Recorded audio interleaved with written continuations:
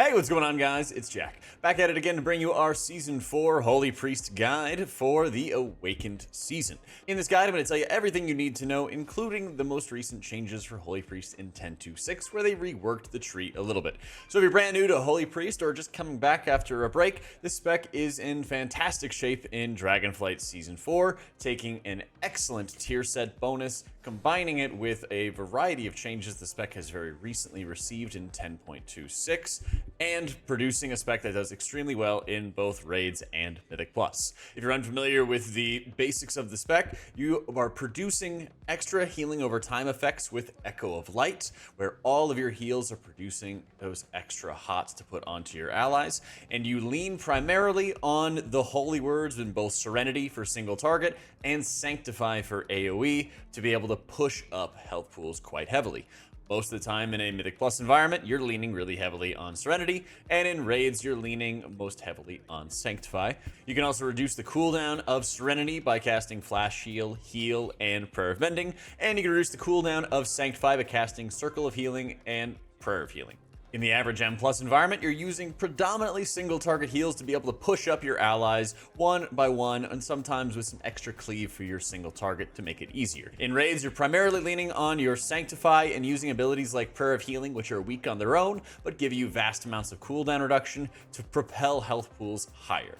Holy Priest is keeping the tier set from a Mirdrasil, where Serenity and Sanctify are applying renews when they are cast on their allies, and the Force set is having that renew healing, proccing additional holy words that you could spend on either Sanctify or Serenity. You do not need to cast any renews to be able to get value out of this tier set, and it is discouraged for you to cast renews. For your stats for Holy Priest, you want to make sure in raiding environment you're focusing on tons of crit, strike, and mastery, followed by versatility and then haste. Haste, you're just naturally going to accumulate from your gear as you're pursuing the highest item level, because again, item level is king. You just don't really want to be forcing or adding more to the table if you don't have to. In raids, I'm usually running like maybe 10 to 14% haste, and it's naturally going to go up as eye level increases for the Awakened season. In dungeon environment, however, I like to have around 32% haste, something along those lines, so that you're able to more rapidly get those flash heal casts out to be able to push up health pools very rapidly. So I pretty easily hit haste running a little bit of disc gear, mostly disc gear, and then I started shifting all of my enchants and gems into versatility. I didn't really feel like I had to get that much haste through really any of the seasons of Dragonflight that we've had, and again, the burst damage is obscene, so the more verse you're going to be able to have on hand, the better off you'll be. Follow it up with crit, and then I avoid as much mastery on my gear as I possibly can in a Mythic Plus environment. Season 4 is bringing back dinars, and they're now called bullions, where it looks like you're going to be able to purchase one raid item with your coins every 2 weeks. So this is going to allow you to be able to fill in some of the blanks that you're going to have with some of your trinkets. Some of the top trinkets that you want to make sure that you're focusing on, and we'll also have a graph of the latest info from questionablyepic.com, which was helping us with the trinket ratings. Thank you so much to Volk. But if you want to be spending your bullions for Holy Priest in the most efficient manner, here is what you're going to be doing. If you are raid focused, and again, emphasis on I mainly raid or I mostly raid, you're going to be wanting to go after Rashax, which asterisk again, if you're very support focused. Rashax has gotten significantly nerfed after the Aberrus raid tier, but if you're including the versatility buff it's providing to other people, it is extremely valuable to be able to bring. If you are focusing on maximizing your own personal output, then ditch Rashax. Part of the value of it is in buffing other people. If that is the case, then the next trinket you'd want to go for would be the Ominous Chromatic Essence. This trinket is fantastic, and it's just very flexible for both raids and Mythic Plus. The Cash is an excellent weapon, which is just naturally providing more damage, even if the stats aren't perfect for Holy Priest. Extra damage is always fantastic. Knell's Call to Suffering and Smoldering Seedling are also excellent raid trinkets. The Seedling, you are going to deploy it, Guardian Spirit it, and then dump Serenities and single target healing to sort of spread it out to your allies around you. This trinket is a little, like very, very slightly below the Knell's Call to Suffering. So it's more of a gameplay preference, or if you like playing around it as an additional cooldown. I kind of want to mess around with it personally for some of the Season 4 dungeons to maybe help me with some AoE healing, but make sure you kind of consider that. That Knell's Call to Suffering is also not great at all in a dungeon environment. and sealing might be niche at best in a dungeon environment. If you're Mythic Plus focused, once again, the Ominous Chromatic Essence is a fantastic sort of catch-all trinket to be able to have access to. It's also coming from the Aberrus raid, so it might take a couple weeks before you get into that raid to be able to start trying to farm that trinket, and everybody else is going to want to get it too, which is part of the value that OCE gives to your party in a dungeon, is that you're kind of buffing everybody's stats along the way, since many other specs want to have access to it. Bakash, once again, is an excellent weapon to have on hand. The next option for your second trinket slot kind of depends on what your focus is. Ward of Faceless Ire is a wonderful 1-minute cooldown that provides an absorb for about half of a player's health when I tested it on PTR. So it's excellent amounts of shielding that'll save somebody from near certain death. You could also go and purchase Farak's Tainted Rage Heart, which is the tank trinket. You just have to change your vendor option instead of being a priest to a tank or all specializations in the Boolean vendor, and then you can go buy it. So with the Rage Heart, that's where you're always providing the absorb and the shield and the defensive to yourself, and also doing a lot of good damage along the way. So keep in mind that that could be a really good option if you're always the most vulnerable person that's going to be in the party. Sometimes you're not, even though you are a priest. And finally, if you wanted to take Rashox, that could also be a good benefit for a dungeon environment, since it's also focusing some of those buffs into the damage dealers and making them tankier as a result.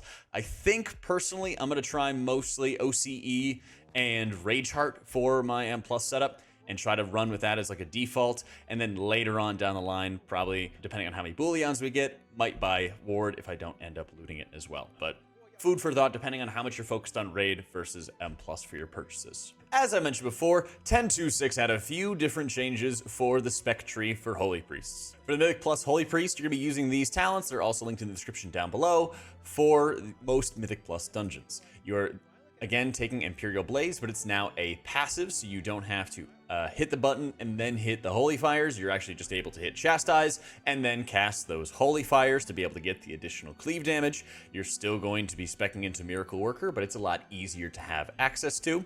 And now Divine Word is no longer going to be competing with Divine Image, so you're easily able to take both of them.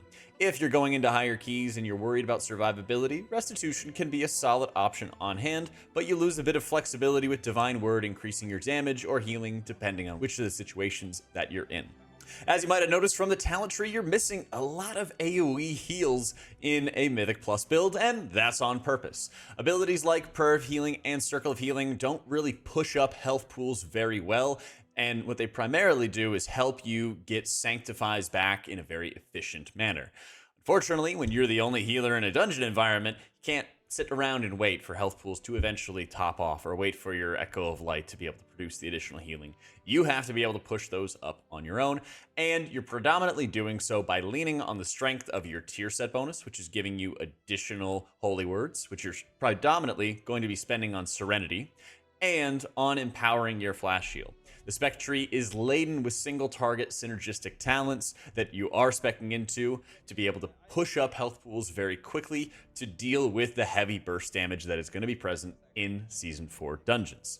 It also means that there's some talents that you're not taking as well. Light Weaver is the predominant one, which I'm always asked about, where you're casting flash heals and increasing the healing of your next heal. When playing correctly, you're going to be able to lean on your flash heals and on your serenities to be able to cover all of the damage that you're going to be dealing with.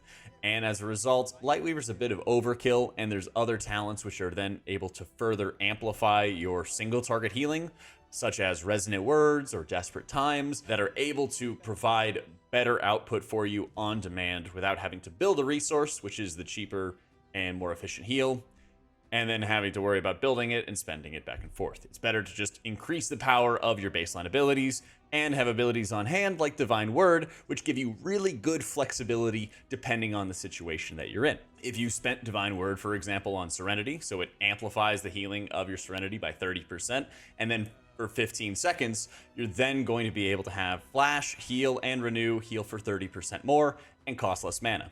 Really, that just means you're going to cast a lot of Flash heals to be able to take advantage of that benefit for the 15-second period. So as I said, let's break it down. You want to make sure in a dungeon environment you're keeping your Prayer of Mending on cooldown, and then your first action, your first reaction to incoming damage is to be using Serenity to push up health pools as rapidly as you possibly can.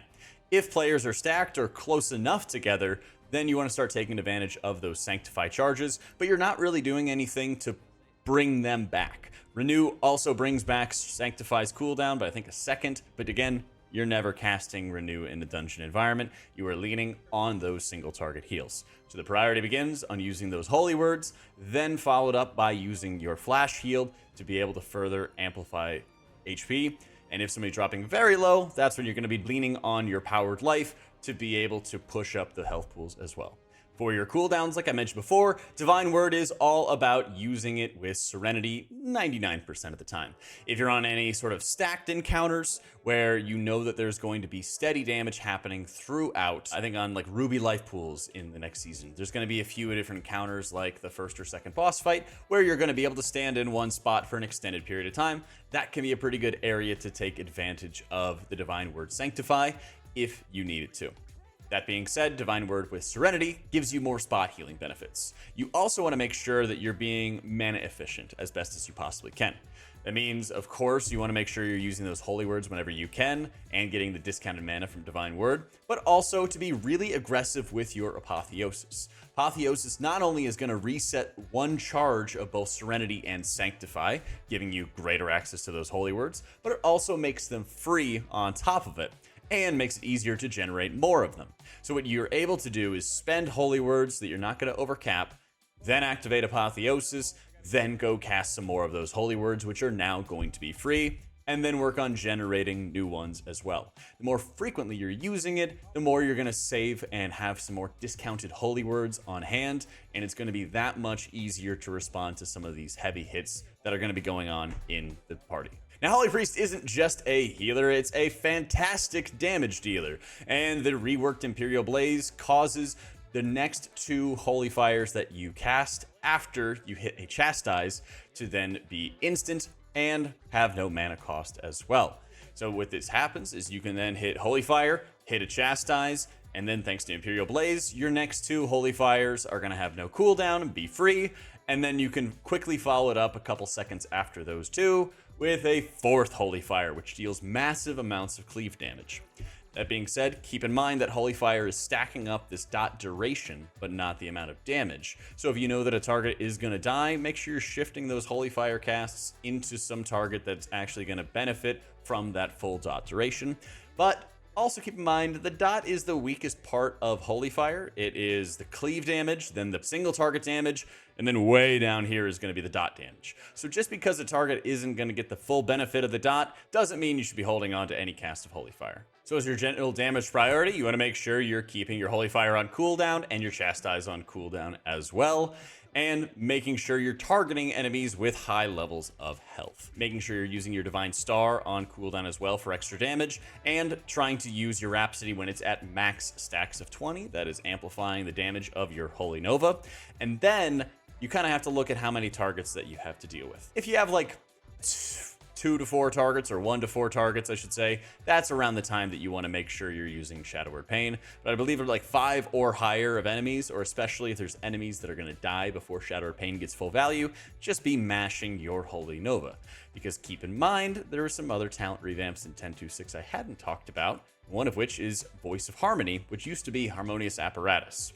This talent is at the bottom row, and it's going to make it so that your Holy Fire and Holy Nova are reducing the cooldown of Chastise, helping you deal more damage because it's feeding into the Chastises, which are then giving you more Holy Fires to then get more cleave damage out. This also means that if you wanted to use Apotheosis as a damage cooldown, you could then do so by mashing Holy Novas at high target counts to give you more Chastises to then feed back into the loop of the Holy Fires, which are reducing Chastise's cooldown, and on it goes. You can deal tremendous amounts of damage as a Holy Priest going into the next season, even more so if you're also using Divine Word with Chastise as well. But keep in mind, these are all the Dragonflight dungeons, and there's quite a few areas where it's playing safe and not getting too aggressive with some of your resources will be very important. This is going to be the traditional raid build that you're going to follow for most of the Awakened raid encounters, and Talents like Healing Chorus have been significantly buffed to be more valuable, where basically you want to make sure you're using your Circle of Healing more frequently, as all those renews from our tier set are going to make it hit even harder. Abilities like Pontifex have gotten improved, which are increasing the healing done of your Holy Words by casting all of the other spells, Flash, Heal, Prayer of Healing, and Circle of Healing. Those usual supporting spells are now buffing your Holy Words. They've also made it easier to be able to get Miracle Worker and spec into it, have buffed a talent called Gales of Song, which increases your Divine Hymn healing as your major raid cooldown, and they've moved Divine Word so it's not competing with our other capstone that we prefer, Divine Image, so that you can then take both of those abilities whenever you need to. Divine Word buffs the initial healing of your chosen Holy Word, and it provides an extra synergistic effect after the fact for about 10 or 15 seconds, depending on which one you choose. Another build I want to highlight is the Lightwell setup, where you're speccing into both Resonant Words and Lightwell fully. Lightwell was changed in 10.2.6 to have a higher range and to apply a 6-second renew to allies when the heal goes off, which is basically like 2 or 3 ticks. It's a really weak renew, and the healing bolts are pretty low, and often with how spiky the incoming damage is, some fights are a little harder than others to get good value out of it, but it does a particularly good job when you're having issues being able to place Divine Word in a consistent manner, and especially for the Divine Word Sanctify. So if there's a fight with a lot of movement, or where it's more difficult to have everybody stack, or players might be running out of that field very easily, it can be good just to be able to set and forget with the Lightwell on hand. And also, you're going to play around Resonant Words, so after a Holy Word goes and is utilized, you're then going to get a 40% buff to your Flash Heal, Circle of Healing, or Prayer of Healing. Usually how you'd use this would probably be more so with Circle of Healing or Flash Heal procs, but if you can, you also would want to utilize it for the increased healing out of Prayer of Healing. Just keep in mind, Circle of Healing, especially with Healing Chorus, is hitting like a truck. My plan going into the Awakened raids is to mostly run Divine Word setups and see how they feel, as I believe the increased output from Epiphany and well-placed Divine Words should outweigh Lightwell, but of course, there's going to naturally be encounters where Lightwell is just going to be stronger because of the movement, and we'll keep an eye out to see which of the 2 talent builds is going to be performing better, because they don't have too much variance in terms of how you're adjusting your playstyle. 10.26 brought a couple of different changes to the talent tree, which we just went over, and it also changes a bit about how you are playing. You, of course, are focusing on using your Holy Words as effectively as you possibly can, but you're not quite having as many timing windows as you had in previous raid tiers. You are no longer talenting into Answered Prayers, which was giving you the Apotheosis procs, and you're no longer talenting into Prayer Circle, which was giving you a discounted cost on your Prayer of Healings and allowing you to cast them faster. Now, why is this? Well, part of it is that Healing Chorus is so insanely efficient, and by taking it, you're just naturally hitting a button. You're going to be hitting anyway in Circle of Healing and getting excellent value out of it. But also, with the revamp for the talents, there's a lot better competition that's going on right now. And so when you're not taking something like Prayer Circle, you're not getting as many fast Prayer Healings out. And then it makes it really difficult to take good advantage of an ability like Answered Prayers, which is a limited window where you want to cast a whole bunch of abilities to get more Holy Words back, and then cast all those Holy Words to take advantage of it. It's a lot more difficult to be able to operate after the 10.2.6 changes. So what are the big things that you want to make sure you're playing around? Well, it's Epiphany. And I know some people really don't like playing around Epiphany, but it's absolutely worthwhile. Your Holy Words have a chance to reset the cooldown of Prayer of Mending. And so what you want to do is, of course, make sure you have one of each Holy Word cycling at all times as best as you can, meaning you're not at 2 stacks and just sitting there and wasting potential cooldown reduction. But you also want to make sure you're thinking about the decisions for when you're able to hold off on casting a Holy Word for a second, cast that Prayer of Mending and get it on cooldown, and then cast that respective Holy Word to be able to try to game a proc out of Epiphany. If you're doing it correctly, you're going to be able to net a few additional Prayer of Mendings over the course of the encounter, and those Prayer of Mendings are insanely efficient thanks to all of the other Palm talents that are available to you just higher up in the tree. So your priority for healing in a raid, of course, is going to be using your Salvation early if you know you're going to be able to have it back for another use. Should be around a 5-minute, 4.5-minute cooldown, depending on how many Holy Words you're getting off. If not, of course, using Divine Hymn for some of those major raid mechanics if you can actually safely stand still and channel it for that full duration. Keeping your holy words on cooldown so that both of them are always cycling and coming back off cooldown as a result. Followed up, if you're using Divine Word, you can alternate between Divine Word and Lightwell. They're both doing similar levels of healing. Divine Word, you want to make sure that you're actually going to produce healing first with that Sanctify when you're dropping it, and primarily using it on Sanctify. For your general healing breakdown in a raid, you want to make sure you're keeping your Prayer of Mending and your Circle of Healing on cooldown at all times. Followed up by keeping your holy words on cooldown as well. They don't both need to, just need to have at least one of them cycling at each time. You could hold Circle of Healing, but since it does so much output, you want to make sure that you're using it about as fast as you possibly can.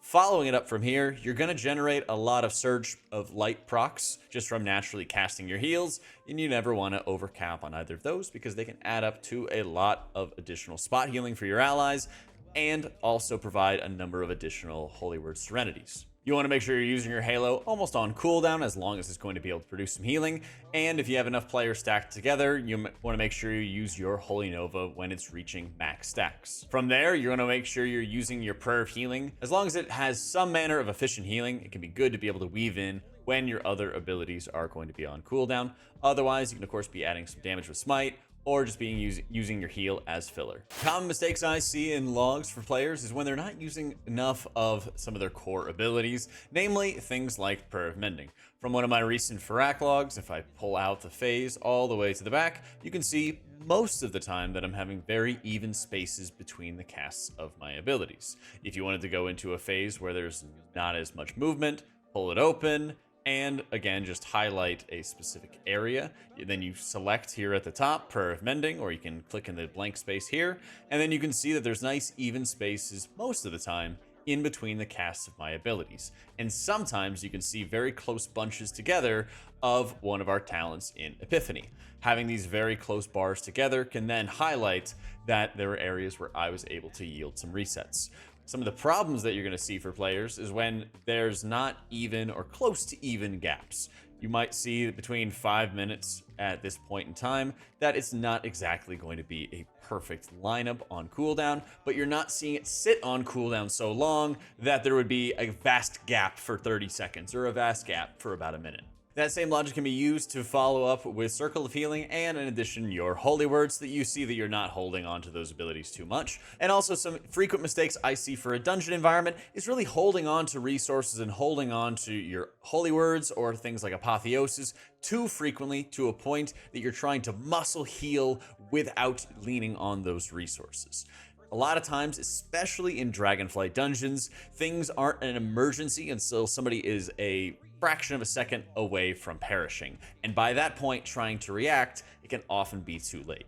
And so being very preemptive with your resources like Apotheosis or Divine Word to make sure that right as they come back, you put even, maybe even just before they come off cooldown, you put a 20-30 second timer in your head for, I am going to use this for some situation one way or another, whether it's for healing, whether it's for damage. Because keep in mind, even just contributing extra damage in the dungeon environment is going to make the trash packs die that much faster, and priority mobs, especially on boss fights, die that much faster. We are going to have dungeons like Brackenhide Hollow coming back, and your damage contribution to be able to kill off some of those totems can make all the difference in the world. Keep in mind, there is a bit of manipulation that you can have with Resonant Words. Primarily in a Mythic Plus environment, you may be tempted to quickly burn 2 Holy Words into a target that's taking tons of damage, but if they can survive after the first Serenity, top them off with the Flash Heal to benefit from the healing bonus that Resonant Words gives you. Thanks so much for watching our Season 4 Holy Priest Guide. Let me know if you have any questions in the comments down below. And a big thank you to our patrons and subscribers here on YouTube and Twitch for making everything possible. Thanks so much for watching, guys. Hope you all enjoyed it, and I'll catch you all next time.